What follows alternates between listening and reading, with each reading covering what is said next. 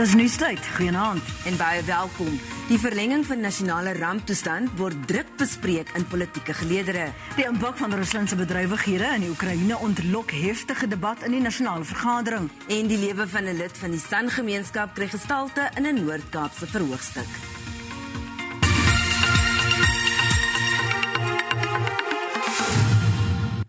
Die Wes-Kaapse premier Ellen Windey het die verlenging van nasionale ramptoestand veroordeel wat vandag sal verstryk. Die minister van regeringskoördinering en tradisionele sake, Nkosazana Dlamini-Zuma, het die wetgewing met nog 'n maand verleng. Windey sê die presidensiële koördineringsraad het nie die onderskeie provinsies geraadpleeg nie. Hy sê 'n vergadering van die raad wat die naweek gehou sou word, is ook onverwags gekanselleer. Die nasionale ramptoestand geld nou tot die 15de April. Dit nadat minister Dlamini-Zuma dit vir nog 'n maand verleng het. Windey vra al maande lank vir die beëindiging van die ramptoestand. Hy sê die regering moet sy planne uitstippel vir die opheffing daarvan en sê die rampbestuurswet is nie meer nodig om COVID-19 te bestuur nie. Windey meen Suid-Afrika moet eerder sy reaksie normaliseer deur middel van bestaande gesondheidswetgewing. We as a province have put our COVID-19 responses in place, and we've budgeted again for any further waves. We've got continued budget for vaccination programs and mechanisms to mitigate the effect of future COVID-19 waves. Die gasvryheidsbedryf is een van die sektore wat die hardste deur die COVID-19 beperkings getref is. We still have meaningless restrictions which are no longer fit for purpose, such as temperature taking, recording lists of patrons and other restrictions which are nowhere useful to stop the spread of COVID. Government keeps on talking about creating jobs, but our biggest deterrent to job creation is in fact the rules that government is currently in place, and there seems to be no urgency in reversing them. Suid-Afrikaners het ook hulle mening gelig oor die verlenging van die ramptoestand. Mask wearing here doesn't seem like it's such a requirement. Lots of outdoor activity, but as soon as you walk into a restaurant, you put your mask on to walk through the door and then everyone takes their mask off. Extending the deadline, I don't think it makes much sense. We all want or have to get back to a normal way of life, and the sooner the better. This COVID-19, because of make us hungry. And this thing to put the mask, can you please just help us, please? That COVID must be stopped.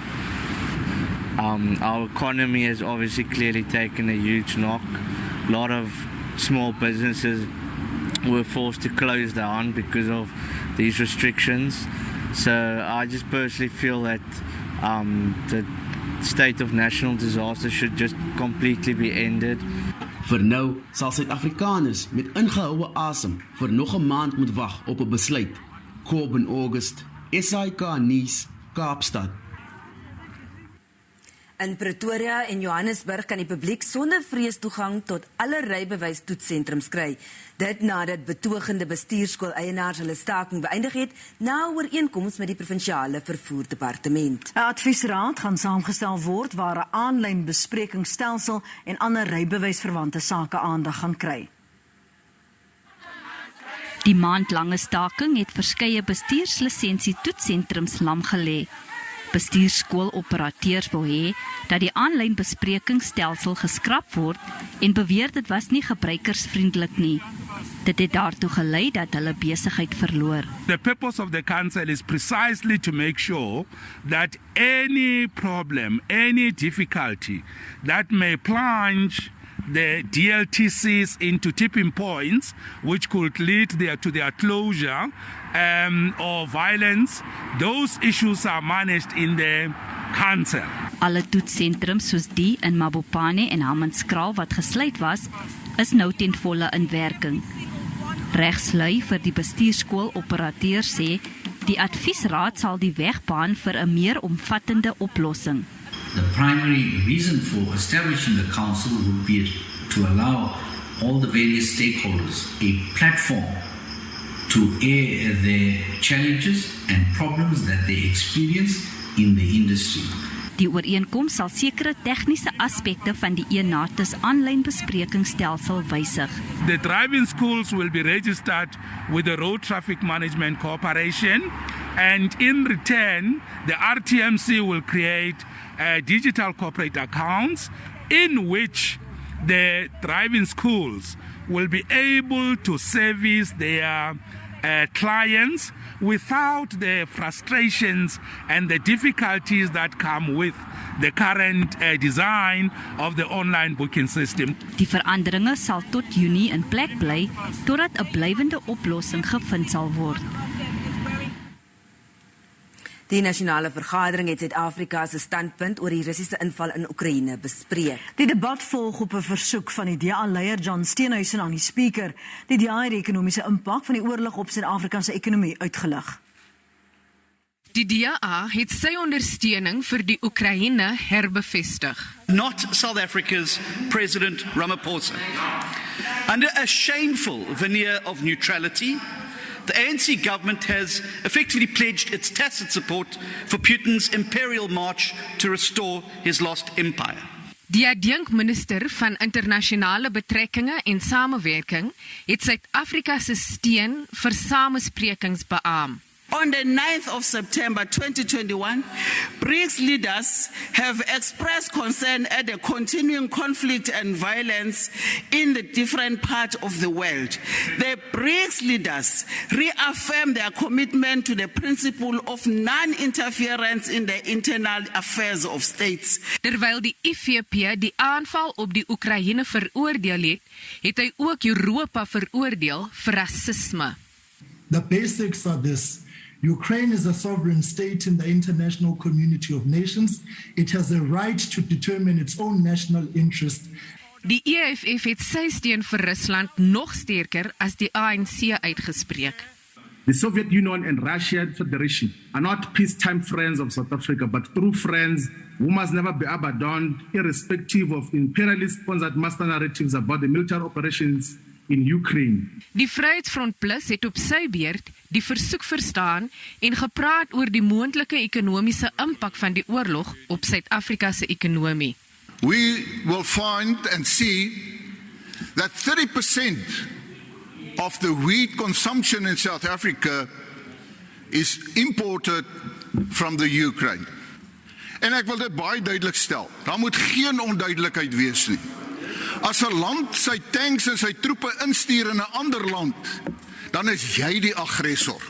Terwyl die NFP die DA se eensydige standpunt aangaande internasionale sake sterk veroordeel het. But the question I want to ask today, Honorable Deputy Speaker, is this. When the people in Palestine are losing their lives, being raped and murdered, there's no cry from anybody, no passion. When the same thing happens in Syria, we hear nothing. Die IDM deel die ANC se standpunt. The UN has failed the Ukrainian people and the Russians who are not in favor of this incursion. Die ACDP het op sy beurt gevra vir samesprekings om vrede in die Oekraïne te bevestig. The stubbornness of political leaders who negotiate in bad faith has resulted in what potentially might descend into Third World War. Intussen het die leiers van Pole, die Tsjechiese Republiek en Slovenië na die Oekraïne se hoofstad Kiev gereis om met president Volodymyr Zelensky te vergader. Die drie leiers besoek die land as verteenwoordigers van die Europese Unie. Vitali Klitschko, die burgemeester van die Oekraïense hoofstad Kiev, het inwoners gevra om ter wille van hul veiligheid vir 35 liewer uur binnenshuis te bly. Kiev het vir die tweede agtereenvolgende dag deurgeloop onder Russiese lugaanvalle op onder meer woonstelgeboue en 'n moltreinstasie.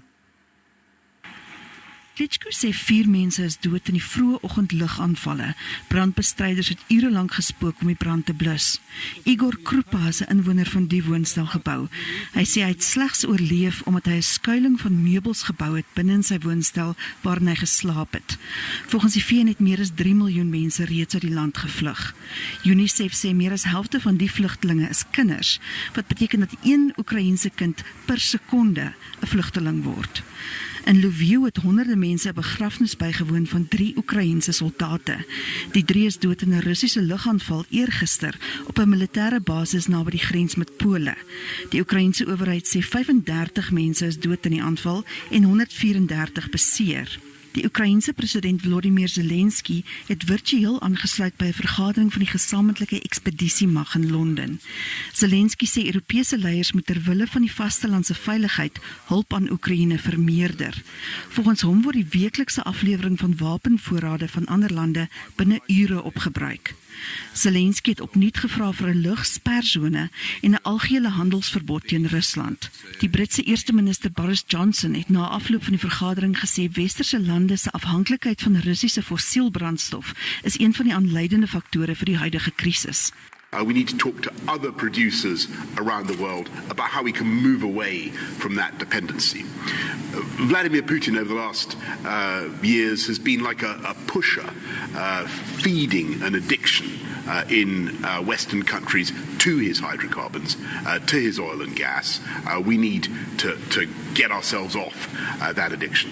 Intussen is 'n Russiese joernalis volgens berigte in die hof na haar protesaksie tydens 'n regstreekse nuusuitsending van 'n staatsuitsaaier. Marina Ovshannikova skree stop die oorlog en vertoon 'n plakkaat met die boodskap in Russies: moenie propaganda glo nie, hulle lieg vir jou hier. Sy was net vir 5 sekondes sigbaar voordat die uitsending onderbreek is. Zelensky het Ovshannikova later in 'n videoboodskap bedank. Die VN het 'n beroep gedoen op die Russiese owerheid om nie weer wraak te neem teen haar nie. Volgens 'n woordvoerder van die VN-hoogkommissaris vir menseregte is nagenoeg 15.000 mense in Rusland in hegtenis geneem vir protesaksie teen die oorlog sedert die inval. Intussen het die Europese Unie 'n 4de stel sanksies goedgekeur teen Rusland. Die pakket sluit in 'n verbod op beleggings in die Russiese energiesektor, 'n verbod op die uitvoer van luukse produkte na die land en die invoer van Russiese staal. Later in die bulletin berig ons oor 'n groot bederf vir kinders met spesiale behoeftes.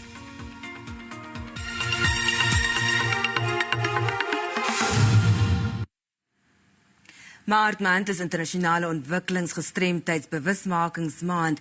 Wêreld Down-sindroomdag word op die 21ste herdenk. Diegene met spesiale behoeftes word dikwels oor hoof gesien wanneer dit kom by deelname aan alledaagse aktiwiteite.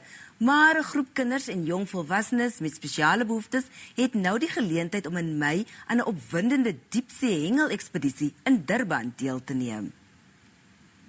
Die 24-jarige Annika Boshoff berei al haar hele lewe lank voor vir so 'n geleentheid.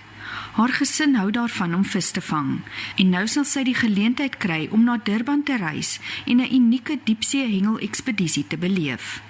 Sy gaan nie net haar skool verteenwoordig nie, maar ook die hele tuinroete. Ek gaan op die boot, bietjie vis vang. Spesiale kinders, Nuus is ek gaan my vriende sien, en is Lisa en Nathan, en ek verkoop my loetjies om my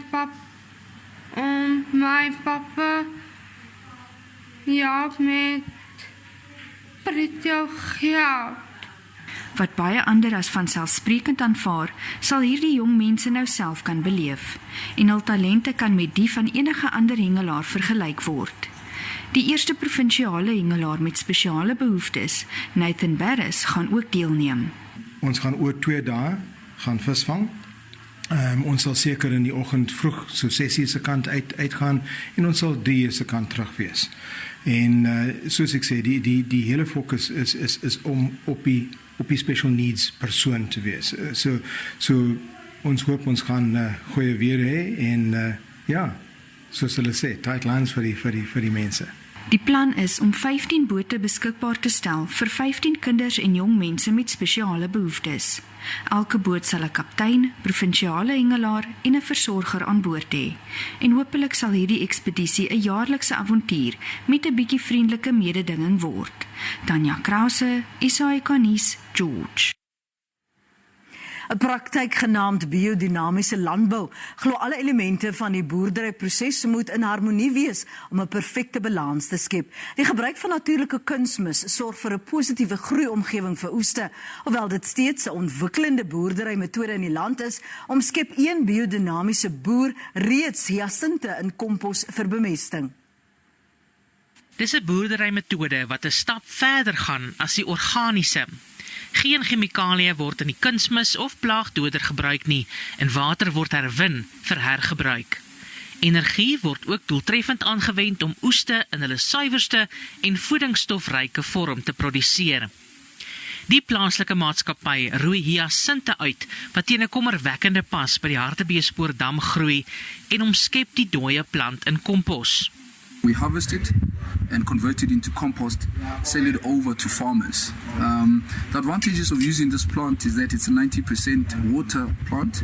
It assists farmers really in saving water. As a water scarce country, this is a very important method because the farmers will then use less water and the yield is much higher.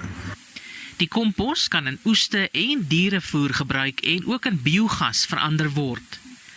Biodinamiese boerdery in die land is meestal nog 'n niche-bedryf, maar baie boere gebruik dit met groot welslaa en hoop om die metode aan plaaslike boere bekend te stel vir 'n gediversifiseerde sektor.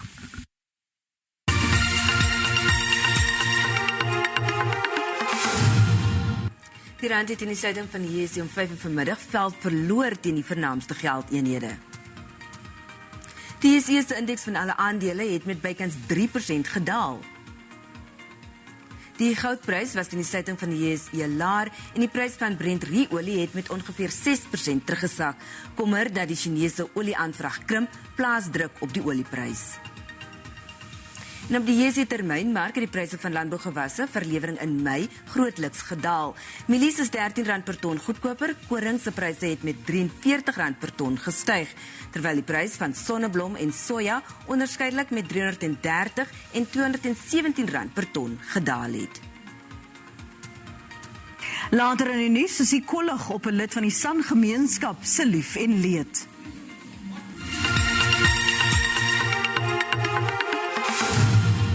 En ons sluit af met 'n insetsel uit die Kalahari.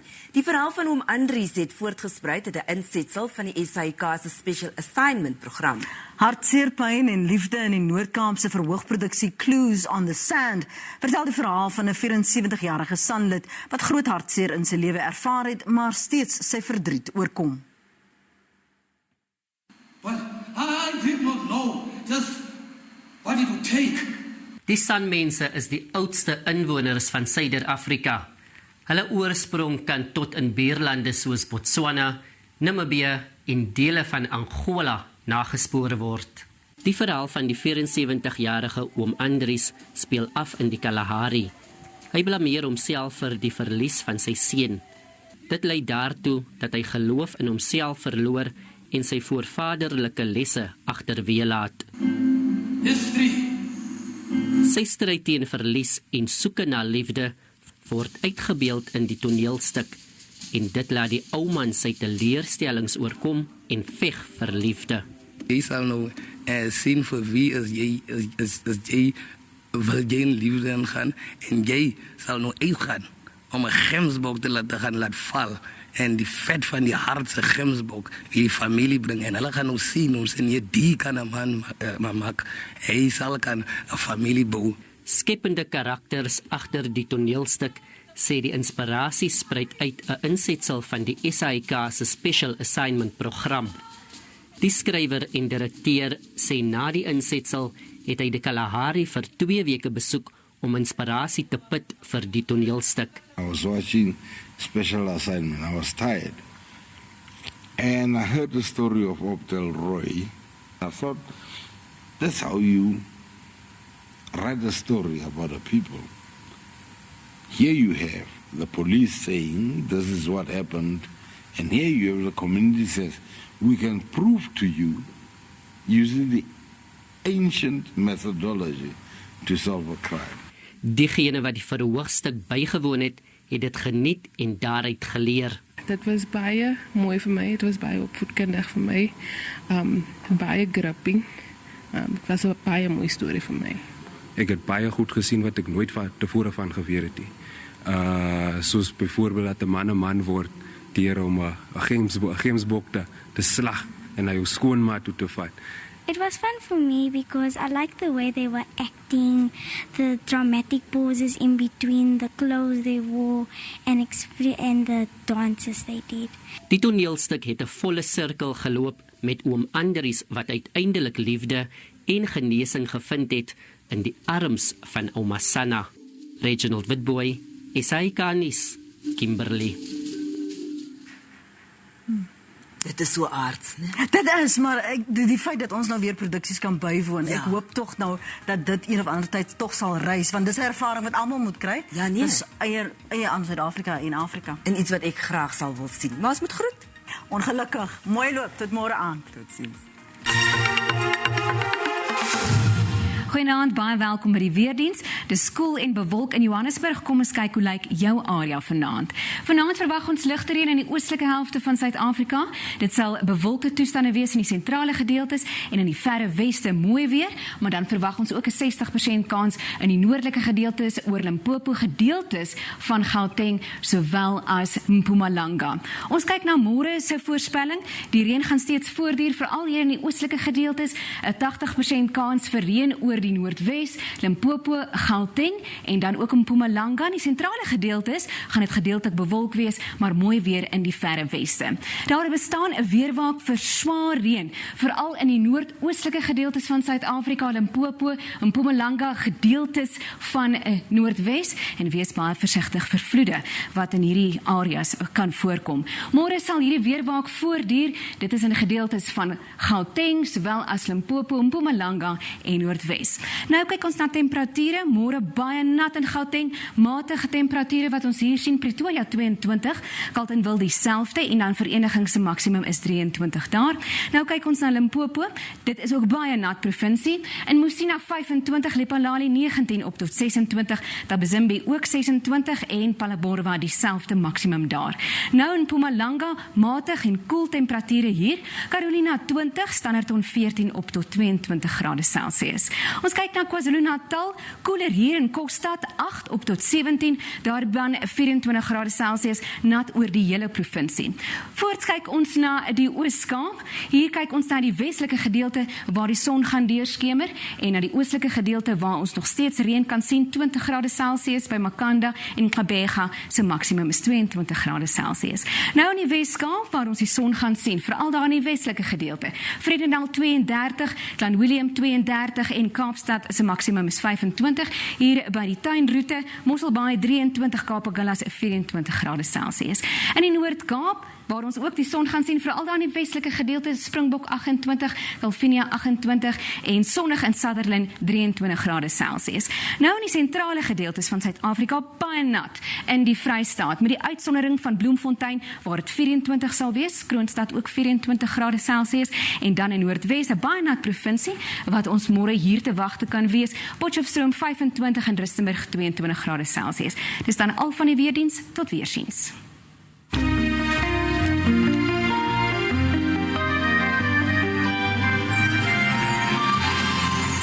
Exceptional food and even better company. Tantalize your Tuesdays this